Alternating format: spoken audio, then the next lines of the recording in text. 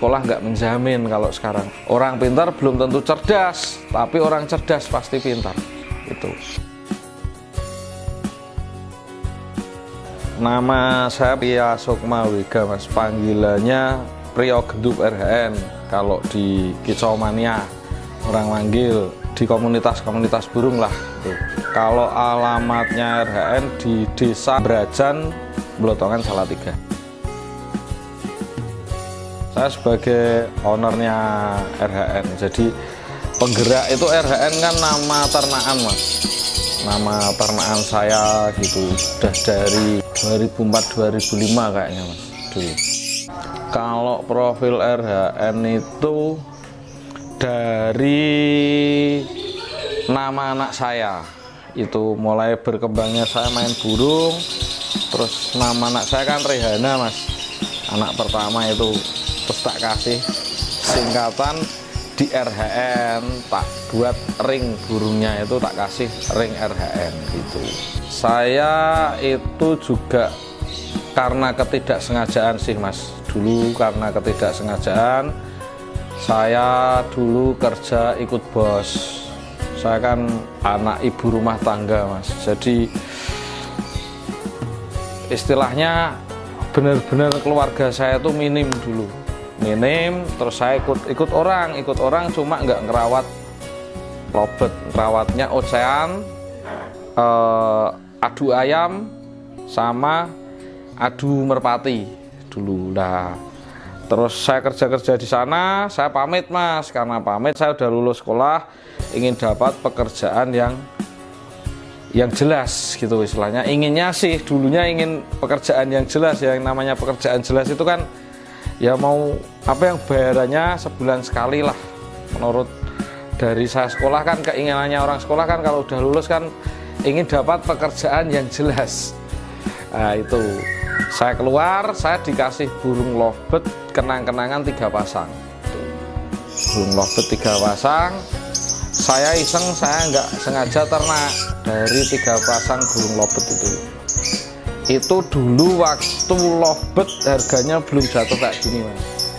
Harga lovebird warna hijau itu 950 tahun itu, saya masih ingat. 950.000 itu 1 ekor. Nah, cuma karena saya sering dulu ikut pengalaman dari bos lah. Kalau kita udah bisa membudidayakan hewan itu, kalau bisa di awal indukan dia punya anak itu jangan sampai dijual, kalau bisa dikembangin. Dan nggak sengaja, Mas, saya kembangin, walaupun saat itu 1.900 pun nggak saya jual lah, paling saya jual 1 cuma buat beli makan.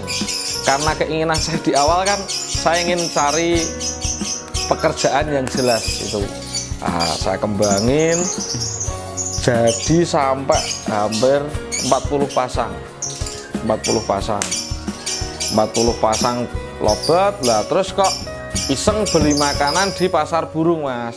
Iseng beli makanan di pasar burung, kok ada lomba lovebird waktu itu. Nah, iseng ambil 1 anakan, tak buat main lomba. Lah kok burung juara.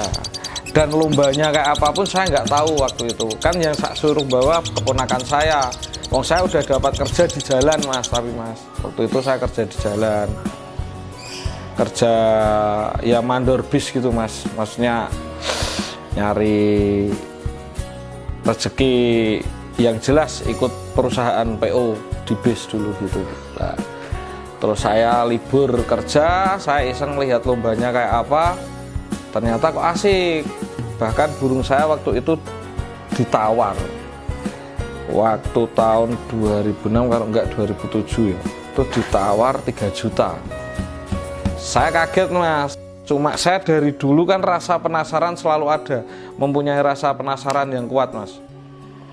Saya ikutin, Mas, burung nggak tak jual, saya buat lomba kesana, kok menarik, kok dapat tambah penghasilan dari burung karena ketidaksengajaan itu.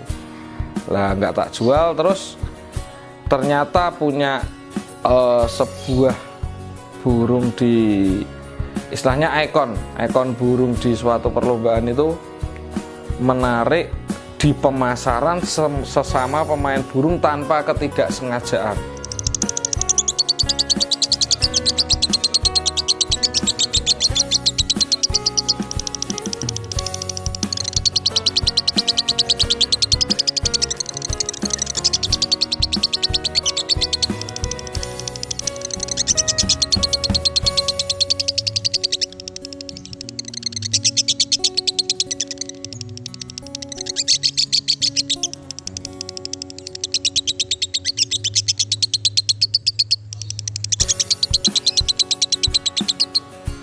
Jadi Mas rumahnya mana, nomor HP-nya berapa, di rumah punya lovebird ternak banyak enggak, gitulah.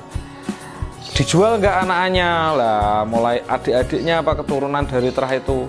Mulai dari situ saya langsung berpikir lagi, Mas, kok dari hobi kok bisa cari uang, padahal saya dulu sekolah inginnya kan punya pekerjaan yang jelas, dan ini pun menurut saya bukan pekerjaan yang jelas kan, Mas, gitu. Ternyata setelah saya kembangin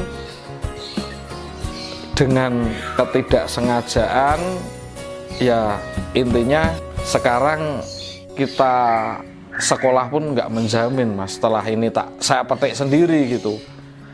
Karena gimana ya, Mas, semua itu kan karena konsisten kita masing-masing. Lah saya rawat burung konsisten, terus aku sering lomba, Mas, burung tak lombain lagi, semakin banyak orang main ke rumah kok alhamdulillah cukup buat pengeluaran. Itu waktu saya masih bujang, Mas.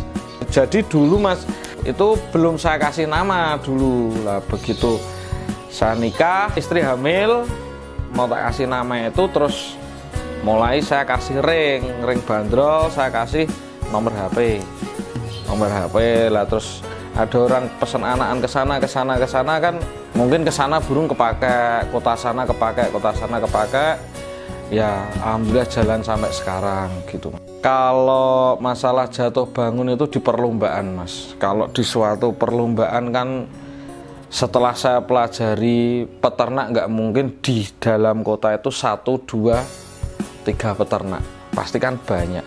Yang namanya banyak itu pasti saingan, dan itu pasti, Mas. Lah di dalam kita bersaing itu kan, kita mungkin kalau di lomba kan yang dibutuhkan ikon. Jadi pedoman saya dari dulu saya ikut bos kan, jangan sampai kalah gitu. Jadi kita punya prinsip, sana ngeluarin gacoan ya saya harus ngeluarin gacoan. Punya prinsip kita harus kuat, Mas. Ketika gacoan kita kalah buat bersaing, kita sekalian nggak usah keluar dulu, kalau saya gitu. Jadi begitu keluar gacoan yang benar-benar bisa saya andalkan, baru saya keluar.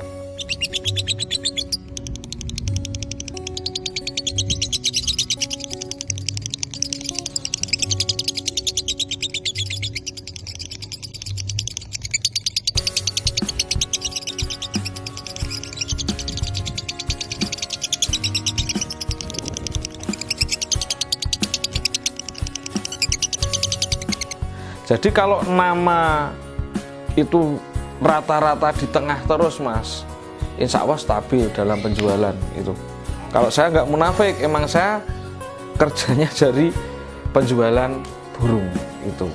Kalau yang di ternak tadi, sekarang kan tak jadikan satu di koloni dulu, Mas, karena kemarin kan ada renovasi. Kalau dulunya saya sekat semua pakai sangkar baterai itu, kan udah tak kasih koloni semua 150-an pasang itu tadi. Di kandang kan gini, Mas, di kandang tadi kan pemilihan bibit. Jadi dari ternak sana bulan ini kita mendapatkan dari ternakan 50 ekor lah, dibuat 50 ya 30 ekor, nggak usah banyak-banyak lah, Mas.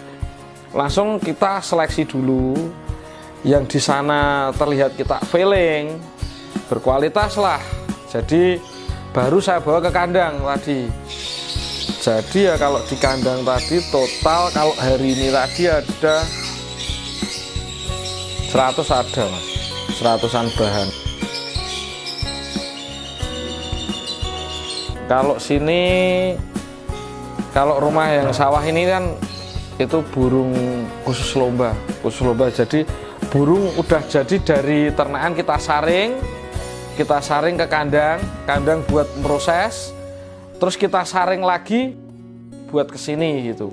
Lah nanti yang udah kesini baru munculin buat lomba. Sebelum ada pesanan, ya kalau di total ya hampir 500-an mas, hampir 500-an lovebird. Kalau mengatakan jumlahnya lovebird ya, kita itu sebenarnya bukan tim mas. Jadi kita sistemnya kan ternak, membudidayakan burung, mencari rezeki dari burung. Nah, cuma di lovebird kan ada berbagai macam, berbagai karakter. Ada yang lovebird cari istilahnya pendapatan dari warna, lovebird warna, beauty contest yang kita mainnya warna kan juga ada. Terus yang di pasaran asal jual masuknya ke bakul-bakul itu juga ada. Terus ke lomba juga ada. Lah dari 3 segini mas, dari 3 segini saya mengambil kan yang ada bakat dari saya dulu di lomba, saya ambilnya yang di lomba. Jadi kalau harga lomba kan tidak mengikuti harga pasaran. Sejatuh-jatuhnya harga lovebird kayak gini, kalau burung lomba kan dicari suara bukan warna. Nah itu perbedaannya. Kalau cuma beternak sih menurut saya semua orang bisa mas. Nah, karena harga lovebird turun itu mungkin kan saking banyaknya peternak, hampir semua orang bisa mas, kan gitu. Dan harga lovebird pun turun. Jadi kan semakin gampang diternak, semakin barang sering keluar ya, semakin pemasarannya turun kan gitu. Jadi nggak ada sulitnya menurut saya kalau ternak lovebird mas. Kalau kita menjodohkan lovebird itu biasanya di usia dari 4-5 bulan udah burung udah dari anakan udah mulai punya birahi. Dari 6-7 bulan itu kita masukkan di sangkar kotak ya, nggak koloni mas, yang bicarakan sangkar kotak dulu. Itu mungkin dalam waktu 8-9 bulan insya Allah udah produk mas, itu udah produk di sekitaran itu. Tapi kalau koloni kan enak lagi mas, anakan tinggal dimasukkan semua ke sangkar koloni besar, tinggal nanti mau nyari pasangan sendiri yang ngawin yang mana itu lebih cepat. Cuma minusnya juga ada, kalau di koloni kan dari penyakit apa dari apa kan bisa nular, itu jeleknya kalau sangkar koloni itu gitu.